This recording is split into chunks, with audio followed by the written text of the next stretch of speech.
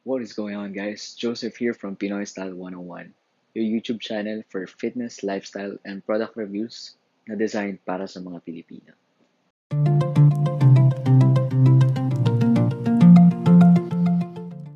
Guys, picture this for me. Well, almost tapos na yung vacation natin.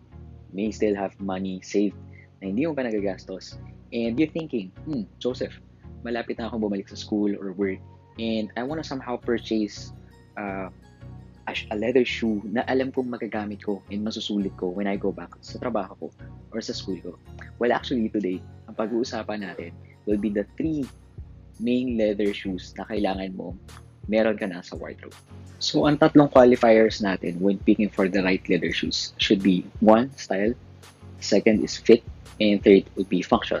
So, when we talk about style, ang pinag-uusapan natin dito is kung gaano ka-timeless or ka-classic yung style ng shoe.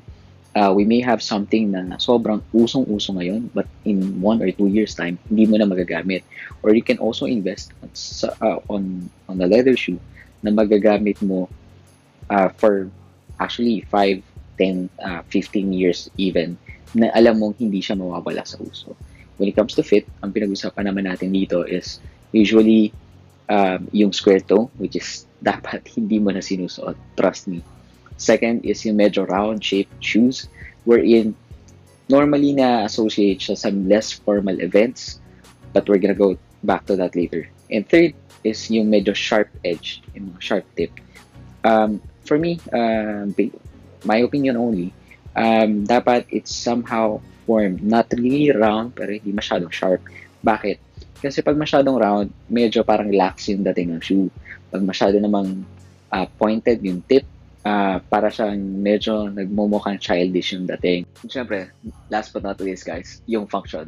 So, when I say function, ito yung parang versatility na, ng piece na suot mo o ng shoes na suot mo. For example, you want something na pwede mong isuotin kahit naka-dress down ka up to the level na naka-suit and tie ka na. And syempre, ideally, yun yung shoe na you would want to go for para kumbaga best bang for the buck siya. First up is your double monks. So why did I choose double monks? Well, actually, double monks, maganda siya kasi pwede mo siyang suotin kahit di kung polo shirt ka lang. Pwede siya, of course, sa office. And actually, pwede rin siya up to suit and tie level. At the same time, pagdating naman sa pants, pwede mo rin siyang i-pair from the dark wash jeans up to the slacks and chinos. Maganda siya dahil una, a lot of the double monks we're seeing right now sa market, madali na siya isuot. Hindi na siya through loop having the buckle fastened. Usually naka-garterize na lang siya. So parang quote-unquote it's slip-on already. But still looks very, very classy. Moccasins or driving shoes, these are also mga leather shoes na walang shoelace, slip-on lang siya, and ang telltale characteristic niya is yung sole ng mismong shoe is para siyang manipis na rubber lang that is sewn directly doon sa sapatos. So, ang maganda dito is yung sobrang lambot niya. Actually, para ka lang naka-medyas, para ka lang naka-chinelas.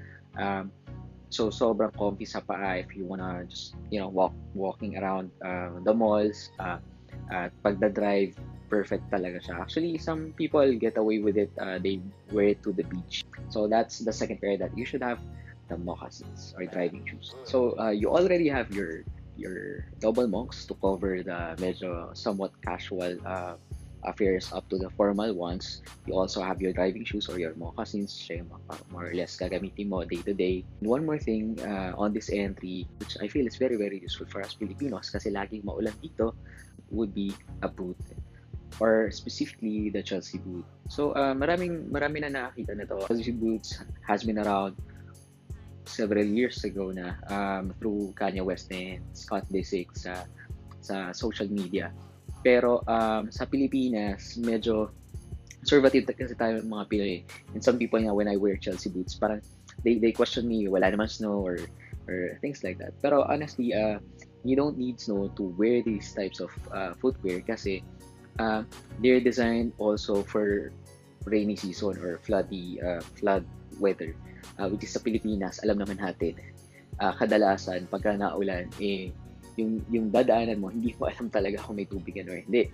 And do you ever um, recall instances na nasa office ka tapos someone walks in which is sobrang sumasabaw na yung sapatos nila sa tubig. So, having a Chelsea boot on your arsenal would fix this problem. Not only is it stylish, pwede mo siyang suotin with a t-shirt lang, skinny jeans or slim straight, whatever suits your style. Up to some people actually wear it on suits. So, ganun talaga siya versatile. Not only that, ako sometimes I also use it as a driving shoe kasi it's the pair I got, sobrang lambot. And also, ang dali niyang suotin kasi wala rin siyang lace. So, slip-on, slip-off style din siya. So, that will be the last pair, Chelsea boot. So, again, recap lang guys. You have your double monks, which is used for the day-to-day office situations or school situations. And you can also wear it with a suit. Tapos, pag driving ka naman or nasa mall, pwede mo suotin yung moccasins mo or nasa beach. Yun. That would be a good uh, instance or situation to have your moccasins with you. And finally, pagka medyo hindi maganda yung weather, then you can always count on your boots. So there it is, guys. 3 leather shoes every guy should own. I hope this has been helpful to you guys, especially the ones that are about to build their wardrobe this 2019. If you have any suggestions for future topics or any questions, please don't forget to drop it down on the comments, like this video, share it, and please subscribe to this channel.